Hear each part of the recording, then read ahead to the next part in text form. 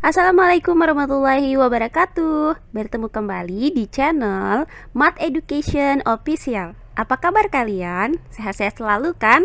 Dan tetap semangat belajar matematikanya. Pembelajaran kali ini akan membahas materi mengenai peluang komplement dari suatu kejadian. Baiklah, langsung saja kita simak materinya.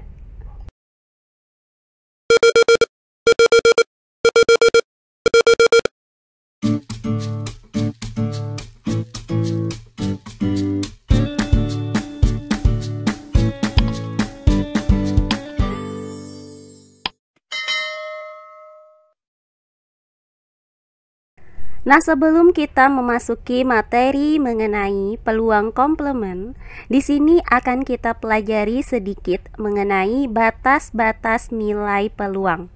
Misalkan pada pelemparan sebuah dadu dapat ditentukan peluang kejadian-kejadian berikut ini. Nah, untuk ruang sampel dari pelemparan sebuah dadu adalah himpunan S yang terdiri dari 1, 2, 3, 4, 5, dan 6. Nah, di mana banyaknya anggota S ini adalah NS sama dengan 6.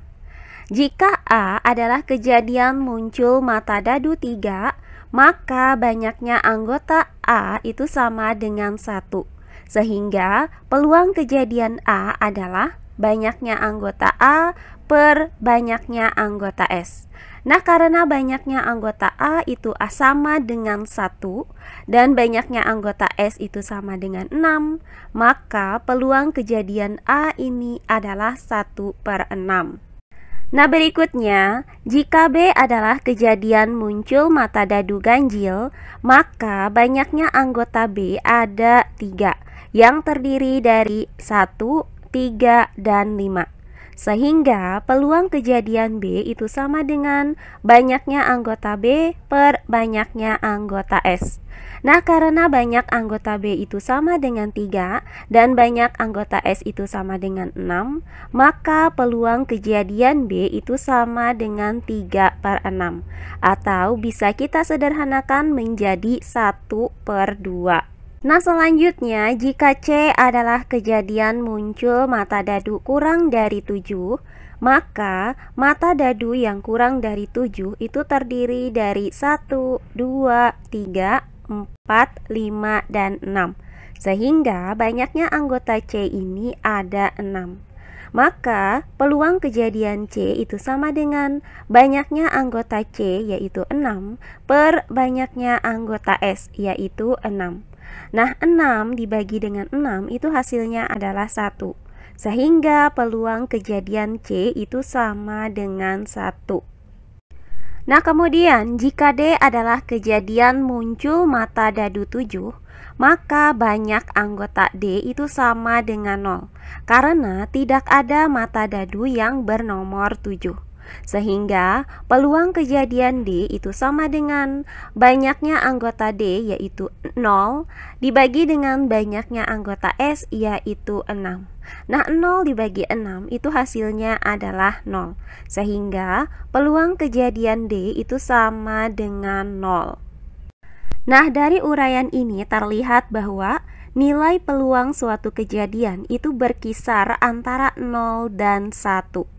Jika peluang kejadian A itu sama dengan 0, maka ini menunjukkan kejadian tersebut tidak mungkin terjadi atau suatu kemustahilan. Contohnya tadi adalah peluang muncul mata dadu 7 itu merupakan suatu kemustahilan karena tidak ada mata dadu yang bernomor 7. Nah, sedangkan jika peluang kejadian A-nya sama dengan 1, itu menunjukkan sesuatu kejadian itu pasti terjadi atau suatu kepastian. Misalkan, peluang munculnya mata dadu kurang dari 7 itu merupakan suatu kepastian. Nah, dengan demikian dapat kita simpulkan bahwa peluang sembarang kejadian A itu berkisar antara 0 dan 1. Atau dapat dituliskan dengan peluang kejadian A itu lebih dari sama dengan 0 atau peluang kejadian A itu kurang dari sama dengan 1. Nah, selanjutnya kita akan memasuki materi yang berikutnya, yaitu peluang komplement. Nah, komplement dari suatu kejadian A adalah himpunan semua kejadian yang bukan A. Komplement kejadian A itu dituliskan dengan A pangkat C, dibaca A komplement. Contohnya adalah hari ini turun hujan, maka komplementnya adalah hari ini tidak turun hujan. Nah, peluang komplement suatu kejadian adalah peluang kejadian yang berlawanan dengan kejadian semula. Peluang komplement suatu kejadian itu dapat dirumuskan sebagai berikut. Peluang kejadian A ditambah dengan peluang kejadian A komplement itu sama dengan 1. Atau peluang kejadian A komplement itu sama dengan 1 dikurang peluang kejadian A.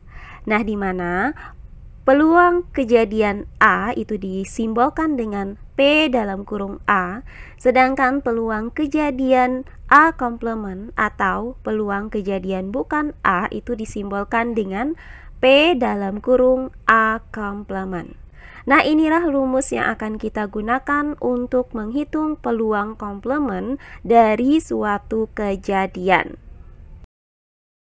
Nah, untuk lebih jelasnya lagi, perhatikan contoh-contoh soal berikut ini. Contoh soal yang pertama, peluang seorang anak terkena penyakit busung lapar adalah 0,12. Berapakah peluang seorang anak tidak terkena penyakit busung lapar? Baiklah, untuk penyelesaiannya adalah sebagai berikut. Nah, misalkan A adalah kejadian seorang anak terkena penyakit busung lapar. Maka komplement dari kejadian A ini adalah seorang anak tidak terkena penyakit busung lapar. Maka diketahui bahwa peluang kejadian A itu sama dengan 0,12 dan yang ditanyakan adalah peluang kejadian bukan A. Maka peluang kejadian seorang anak tidak terkena busung lapar itu dapat dirumuskan dengan peluang kejadian bukan A sama dengan 1 dikurang dengan peluang kejadian A. Nah, selanjutnya peluang kejadian bukan A itu sama dengan 1 dikurang peluang kejadian A, yaitu 0,12. Nah, hasil dari 1 dikurang 0,12 adalah 0,88. Maka peluang kejadian bukan A itu sama dengan 0,88.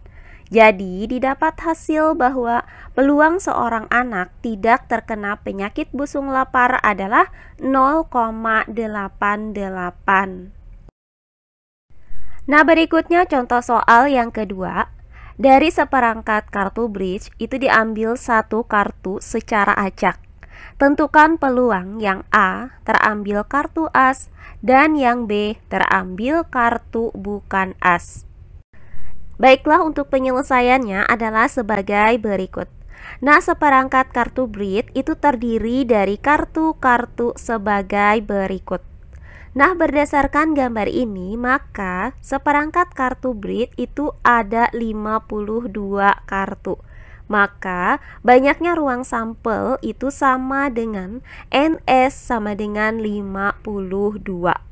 Nah, untuk pertanyaan yang A, yaitu peluang terambil kartu as, adalah sebagai berikut. Kita misalkan bahwa B adalah kejadian terambil kartu as. Nah, berdasarkan gambar ini, kartu as itu terdiri dari 4 jenis. Sehingga banyaknya anggota B itu adalah NB sama dengan 4. Maka peluang terambil kartu as dirumuskan dengan peluang kejadian B sama dengan banyaknya anggota B per banyaknya anggota S. Nah, selanjutnya kita substitusikan nilai dari NB sama dengan 4 dan NS sama dengan 52 ke dalam rumus ini. Maka peluang kejadian B itu sama dengan banyaknya anggota B yaitu 4 per banyaknya anggota S yaitu 52.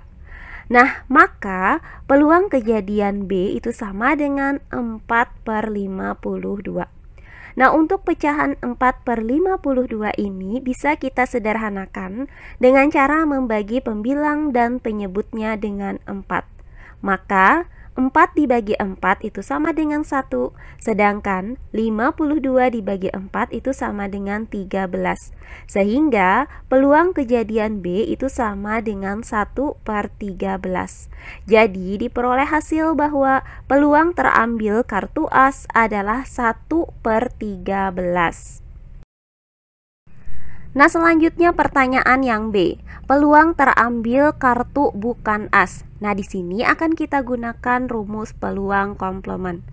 Nah, karena B adalah kejadian terambil kartu as, maka komplement dari kejadian B ini adalah B komplement sama dengan kejadian terambil kartu bukan as.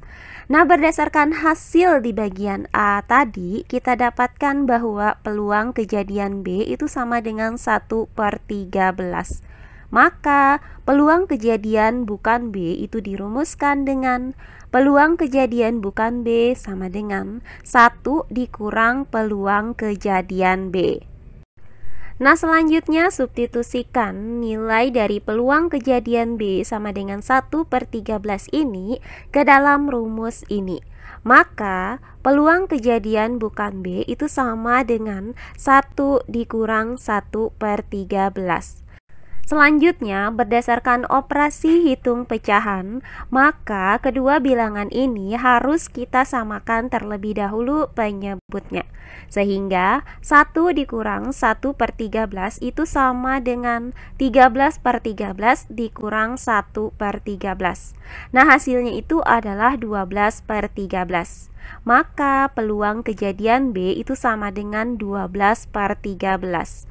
Jadi didapat hasil bahwa peluang terambil bukan kartu as adalah 12/13.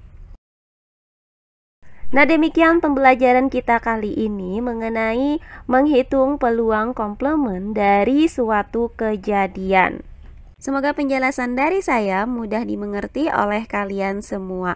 Jika ada yang kurang dipahami, silahkan kalian tulis di kolom komentar. Baiklah, untuk pembelajaran kali ini saya cukupkan sampai di sini. Bertemu kembali di pembelajaran kita berikutnya. Akhir kata saya ucapkan wassalamualaikum warahmatullahi wabarakatuh.